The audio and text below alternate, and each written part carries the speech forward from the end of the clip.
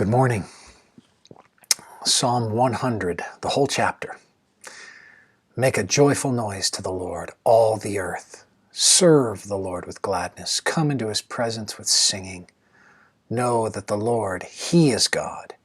It is he who made us, and we are his. We are his people and the sheep of his pasture. Enter his gates with thanksgiving and his courts with praise. Give thanks to him. Bless his name, for the Lord is good. His steadfast love endures forever, and his faithfulness to all generations.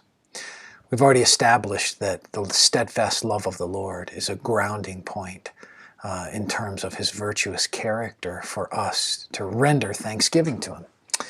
What I want you to see in this is a very simple observation, and that is when we come to worship, the predominant mood of our worship, at the very least, according to Psalm 95, the opening mood of our worship is to be thanksgiving. Now, Psalm 95, I just read you Psalm 100, verses 1 through 5, the whole chapter.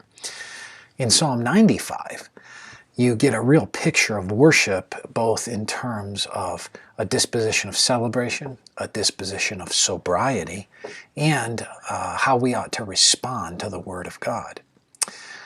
But I want you to see how it starts, because this is the way we approach God in worship. We come to him because he is the one who deserves the thanks. The central motif, if you will, of our worship, the central disposition of our worship is thanksgiving. Oh, come, verse 1 of Psalm 95, let us sing to the Lord. Let us make a joyful noise to the rock of our salvation. Let us come into his presence with thanksgiving. Let us make a joyful noise to him with songs of praise, for the Lord is a great God and a great King above all gods. Later in that psalm, it'll talk about us kneeling down in humility and getting low before the Lord. But we open with thanksgiving. So as you think about worshiping the Lord in your life, keep in mind that you are saying right things about him. You are humbling yourself before him. You are communing with him in an intense kind of fellowship. But in some ways, can I say, first and foremost, you're coming to him with a grateful heart.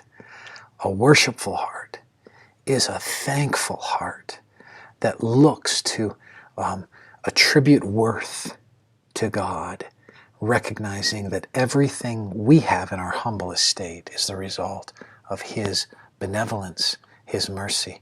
So be thankful as you worship the Lord. When you come to church to worship in thanksgiving. If you're a youth and youth group, worship in thanksgiving.